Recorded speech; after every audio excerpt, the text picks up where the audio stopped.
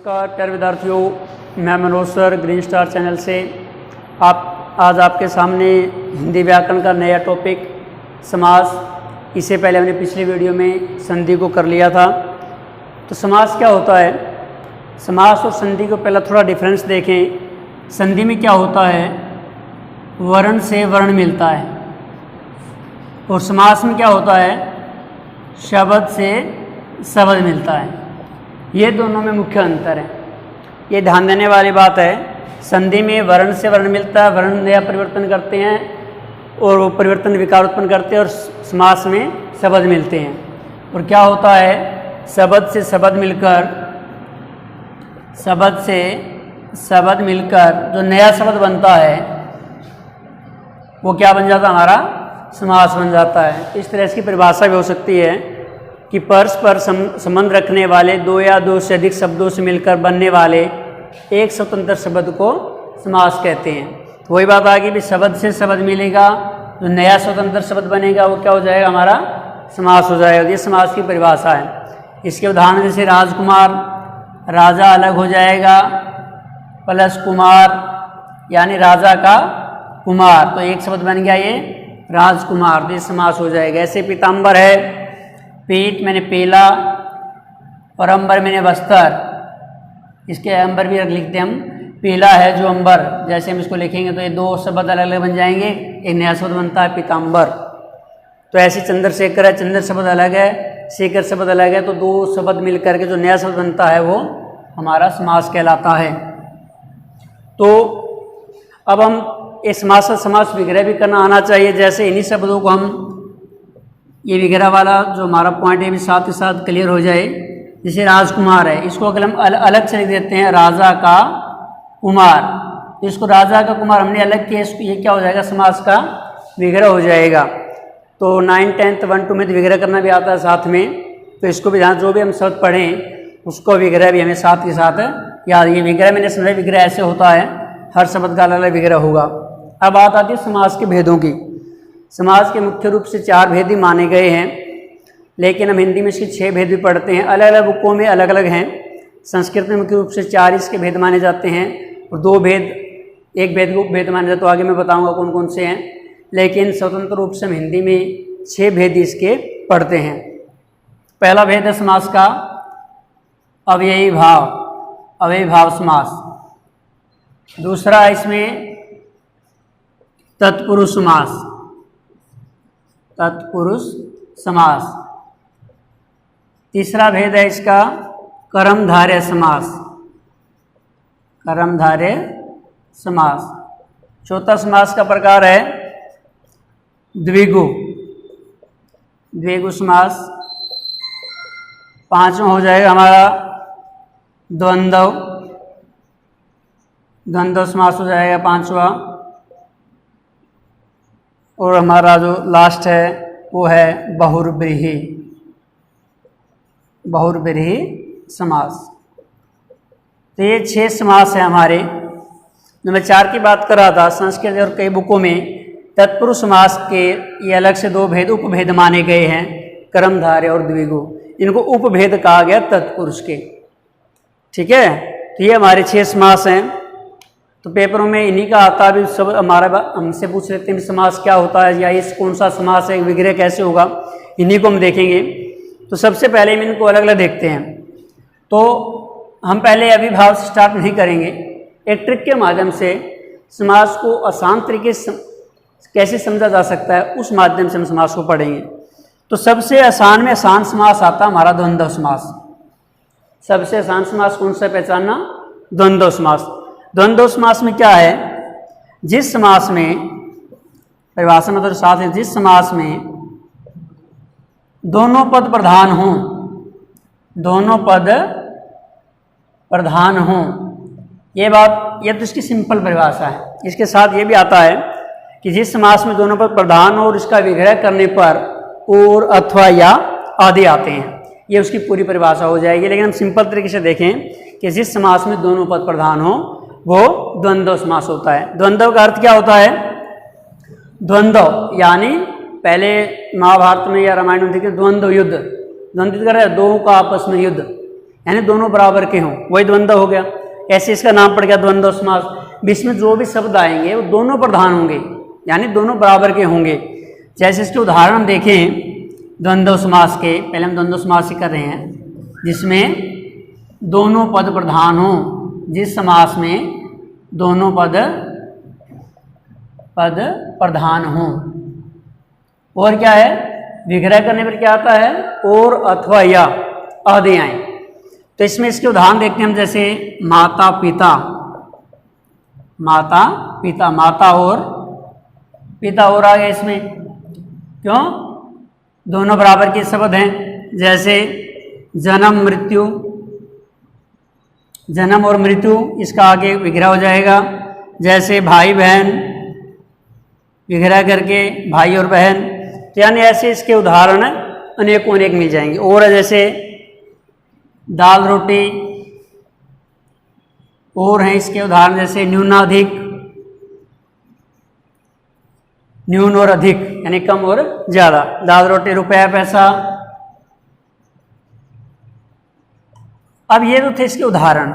अब इसको सिंपल तरीके से कैसे समझें, यानी द्वंद्व समास में परिभाषा मैंने पढ़ ली, में दोनों पद प्रधान हो और अथवा या आदि आए। ये हमने इसके कुछ उदाहरण भी देख लिए, लेकिन इसको पहचानने का एक बहुत आसान तरीका है। वो कौन सा है कि द्वंद्व समास में लगभग जो शब्द होते हैं वो विलोम शब्द होते हैं। कौन से होते हैं, लगभग शब्द विलोम शब्द होते हैं। विलोम शब्द कौन से हैं, दोनों बराबर के हों, ठीक है। विलोम शब्द में क्या होता है, जैसे माता का उल्टा हम करेंगे पिता हो जाएगा, विलोम शब्द हो जाएगा। जन्म और मृत्यु, ठीक है, भाई बहन ये बराबर के हो जाएंगे। दाल रोटी है, न्यूनाधिक कम, ऊंच नीच है। ऐसे जो उदाहरण जो लगभग विलोम शब्द आते हैं वो द्वंद्व समास में ही आते हैं। अब मैंने कहा लगभग, और कौन से बच जाते हैं, इसमें कुछ युगम शब्द भी आते हैं। युगम का अर्थ जोड़े, जो हम इकट्ठे बोलते हैं, जैसे रुपया पैसा। रुपया पैसा विलोम शब्द नहीं है, यानी इसको इकट्ठा बोलते हैं। दाल रोटी भी लगभग विलोम में नहीं आता, हम इकट्ठा बोलते दाल रोटी चाहिए, रुपया, यानी इसको युगम शब्द, युगम का अर्थ जोड़ा, जो आपस में इकट्ठा ही प्रयोग किया जाता है, वो द्वंद्व समास में आता है। द्वंद्व समास की पहचान क्या सबसे आसान, इसमें लगभग विलोम शब्द आते हैं और युगम शब्द आते हैं। कई विद्यार्थी ये भी समझ जिसके बीच में डैश आए वो द्वंद्व समास, ठीक है, लगभग आते हैं, लेकिन कईयों में नहीं भी आता। जैसे इसकी संधि कर दी, न्यून अधिक, न्यून और अधिक, तो इसकी संधि यानी इसको इकट्ठा कर दिया तो इसको आप वो डैश नहीं आएगी। तो सबसे सिंपल इसमें विलोम शब्द आते हैं और युगम शब्द आते हैं। तो सबसे आसान में आसान जो हमारा समास है वो द्वंद्व समास है, ठीक है। आगे समझ में आया। द्वंद्व के बाद में, द्वंद्व हमने कर लिया है, इससे अगला कौन सा जो आसान समास है, द्वंद्व के बाद में उससे अगला आसान समास हमारा आता है द्विगु समास।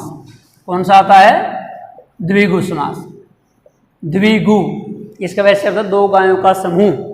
द्विगु का अर्थ क्या होता है, दो गायों का समूह। कि जिस समास में पहला पद संख्यावाचक हो, संख्यावाचक हो और समाहार का बोध कराता हो, समाहार का बोध कराए, वो क्या हो जाएगा, द्विगु समास हमारा हो जाएगा। तो परिभाषा है, जिस समास में पहला पद संख्यावाचक हो, सोर समाहार, समाहार क्या होता है, समूह, यानी संख्यावाचक भी और समूह का भी बोध कराए, वो कौन सा हो जाएगा, द्विगु समास हो जाएगा। अब इसके उदाहरण देख लेते हैं। जैसे दोपहर, दोपहर कैसे हुआ, दो पहरों का समूह, यानी ये समूह हो गया है जहाँ पे दोनों मिलते हों, दो पहरों का समूह, यानी सुबह और दोपहर। दोपहर बोलते क्या थे, हमारा सुबह मॉर्निंग होती है, इन सुबह और शाम, दोनों के बीच का क्या है, दोपहर, जहाँ दो पहर मिलते हों। और है इसका चौमासा, चौमासा क्या, चार मासों का समूह, चार मासों का समूह। और अगला हमारा और उदाहरण इसका देखें, शताब्दी, 100 वर्षों का समूह, 100 वर्षों का समूह। यानी ऐसे अनेकों अनेक उदाहरण हैं जो जिसमें पहला पद संख्यावाचक होता है और उस समूह का बोध कराता है। और देख लें, नवजोत, पंसेरी, 5 शेरों का समूह, नवजोत, नवज्योतियों का समूह, ठीक है, सत सही 702 का समूह, ऐसे ऐसे अनेकों समास इसमें आते हैं। लेकिन दो चार इसमें डिफरेंस भी हैं, वो भी कई बार गड़बड़ हो जाता हमारा पहचानने में। जैसे चारपाई है, त्रिभुज है, ये कई बुकों में तो आपको द्विगु मिल जाएंगे, लेकिन जो असली नियमों के अकॉर्डिंग करें तो द्विगु में नहीं आएंगे, इनमें संख्या है। वो मैं आगे बताऊंगा अगला जब ये किस में आते हैं, क्यों इनमें डिफरेंस रहता है। ये तो हमारा द्विगु समास, जो भी आसान सा समास में पहला पद संख्यावाचक होता है और वो समूह का बोध कराता है। समूह जैसे हो जाएगा चौराहा, चारा, कोनिक समूह, त्रिवेणी, तीन नदियों का समूह हो जाएगा। इसके अलग से उदाहरण है। तो हमने सबसे आसान द्वंद्व कर लिया, उससे आसान फिर द्विगु कर लिया। अब कौन सा करें? अब एक आसान और आता हमारा, वह बहुब्रीहि समास। ये कठिन लगता है बहुतों को, मैं मानता हूँ कि बहुत आसान सा समास है ये। कैसे है? बहुब्रीहि समास। बहुब्रीहि समास में क्या होता है? अन्य पद प्रधान होता है। इस समास में अन्य पद प्रधान होता है। अन्य पद प्रधान यानी अन्य पद मुख्य होगा, प्रधान होता है। यानी बहुब्रीहि समास में क्या होगा? अन्य पद, दो शब्द मिलेंगे, तीसरे का विशेषण में जाते हैं। इसकी परिभाषा साथ में और जुड़ती है, अलग अलग बुकों में अलग अलग मिलेगी आपको, मैं बताता मेरे अकॉर्डिंग में बता रहा हूँ। इस समास में अन्य पद प्रधान होता है और ये समास जो नया शब्द बनता है ये अन्य पद का विशेषण बन जाते हैं। यानी संज्ञा सर्वनाम के मुख्य संज्ञा के विशेषण बन जाते हैं। यानी कहने की बात क्या है कि किसी का रूप रंग देखकर उसको नया नाम दे दें तो वो बहुब्रीहि समास में चला जाता है। यानी उसका नई उसकी संज्ञा दे दे, उसको विशेषण बता दे, इसकी ये विशेषता है। इसके उदाहरण क्या होंगे हमारे? जैसे है चंद्रशेखर, जो हमने ऊपर लिखा था चंद्रशेखर, तो ये नाम दे दिया। किसका नाम हुआ? चंद्रमा है। इसका विग्रह देखो, चंद्रमा है शीश के ऊपर जिसके, इसमें जिसके आएगा भाई, उसमें समूह में था, समूह का बोध करा रहा था विग्रह में, इसमें जिसके शब्द आए। तो चंद्रशेखर, चंद्रमा, चंद्र में चंद्रमा, शेखर में शीश के ऊपर। चंद्रमा है शीश के ऊपर जिसके, किसके है? अर्थात कौन है वो? किसके मानते हैं हम? शिव के। शिव के चंद्रमा सर के ऊपर, इसका नाम चंद्रशेखर भी रख दिया। तो यानी क्या हुआ? ये चंद्रशेखर शिव की एक विशेषता हो गई, उनका एक अलग से नाम आ गया उनको देख करके। तो चंद्रशेखर किस में आ गया? बहुब्रीहि समास बन गया। ये चंद्रमा है शीश के ऊपर जिसके, चंद्रशेखर शिव। और इसमें जैसे पीताम्बर है, पीत मैंने पीला, अंबर मैंने वस्त्र, पीले हैं वस्त्र जिसके। पीले वस्त्र कौन पहनता है? श्री कृष्ण। कौन है? श्री कृष्ण। तो ये किस में चला जाएगा? बहुब्रीहि समास का उदाहरण आ गया। और है इसके जैसे उदाहरण गजानन, गज मैंने हाथी, आनन मैंने मुख, यानी गज के समान मुख है जिसका, मुख है जिसका। ठीक है, किसका मुख है गज के समान? गणेश का। तो गणेश आ जाएगा इसका। यानी सभी के क्या है? जिसके, यानी उनका एक किस्म का रूप जो देख करके उनको नाम दिया गया है। और जैसे दशानन, दशानन 10 हैं मुख जिसके, किसके मुख का? 10, रावण के। तो दशानन कौन है? रावण है। तो एक बहुब्रीहि समास का उदाहरण हो जाएगा। और ऐसे मृग नैनी, मृग के समान नयन है जिसके, ठीक है, वो भी इसमें कोई स्त्री हो सकती है। तो ऐसे अनेक अनेक उदाहरण, सबसे ज़्यादा उदाहरण हमें इसी के मिलते हैं। कुछ उदाहरण ऐसे भी हैं जो डिफिकल्ट, असार, जिसमें कोई सार ना हो। ठीक है, जिसमें कोई सार ना, किसमें सार नहीं है? संसार में कोई सार नहीं है, ये आध्यात्मिक शब्द है। जिसमें कोई सार न हो, ठीक है, संसार भी कह सकते हैं, ये भी इसमें आ जाएगा। अनाथ, जिसका कोई नाथ न हो, ऐसा कोई व्यक्ति। ठीक है। अब हम बात करें त्रिभुज की, चतुर्भुज की, वो इसी में आएंगे भाई, बहुब्रीहि समास में आएंगे। कैसे आएंगे? त्रिभुज, 3 हैं भुजाएं जिसकी, अब ये देखो थोड़ा ध्यान दें, जिसके 3 है भुजाएं जिसकी कोई आकृति, कोई आकृति है। ठीक है। अब उसमें हमें डिफरेंस वहां क्या कर रहे थे? द्विगु समास में समूह का बोध करा रहे थे। द्विगु समास क्या था? समूह का बोध करा। ये समूह नहीं है। अगर आप देखते हो मैथ के अकॉर्डिंग हम पढ़ें, त्रिभुज है या समूह नहीं है, तीनों भुजाएं अलग अलग है, दो मिल रही है, तीनों नहीं मिल रही। तो ये इस व्यक्ति का आकृति कहा गया है। ठीक है, आकृति। तो इसमें त्रिभुज किस में जाएगी?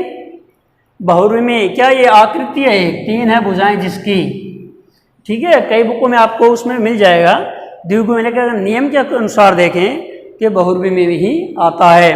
त्रिभुज हो चाहे चतुर्भुज हो, चतुर्भुज के दो हो सकते हैं, चतुर्भुज, ठीक है।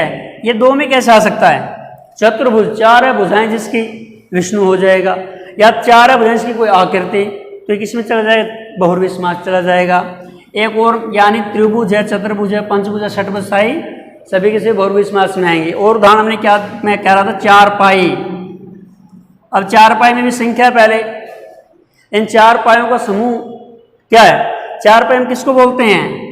चार हैं पाए जिसके, किसको बोलते हैं? चार पाए, इसको आप खाट कह सकते हो, ठीक है, खाट हम बोलते हैं अपनी ये भाषा में, चार पाई शुद्ध हिंदी बोलते हैं उसको। तो इसकी ये आकृति नहीं है, समूह नहीं है। चार पाई में क्या, चारों सब अलग अलग हैं चार कोनों पर, तो इसने एक आकृति दे दी जिसको हम चार पाई बोलते हैं, जिसके चार पाए हैं, वो समूह नहीं है। समूह होता है तो हम द्विगु में चले जाते हैं, अब समूह नहीं है तो किस में जाएंगे? बहुरूपी समास में जाएंगे। तो ये था हमारा बहुरूपी समास, दोनों मैंने डिफरेंस भी बता दिया है, और द्विगु में और बहुरूपी में जो कुछ इनके आपस में आ जाते हैं उदाहरण, तो दोनों आपको पता चल गया होगा बहुरूपी में क्यों आते हैं वो और द्विगु में क्यों नहीं आते। तो ये हमने तीन समास हमारे पढ़े, द्विगु समास पढ़ लिया, हमने द्वंद्व पढ़ लिया और बहुरूपी पढ़ लिया। तीनों आसान है बिल्कुल, ठीक है। और जो तीन समास रह गए हैं हमारे, वो हम पढ़ेंगे नेक्स्ट वीडियो में, ठीक है। तो आप इस वीडियो को हमारे लाइक करें, सब्सक्राइब करें, और इसको आगे दूसरों को भी बताएं, ठीक है। जो समझ में आ रहा है कमेंट भी करें, अगर जिस विद्यार्थी को कोई कमी लगती हो, न्यूनता लगती हो, कोई त्रुटि लगती हो, वो बता भी सकता है, ठीक है। ये हमारे थे तीन समास, बाकी हम पढ़ेंगे नेक्स्ट वीडियो में। धन्यवाद।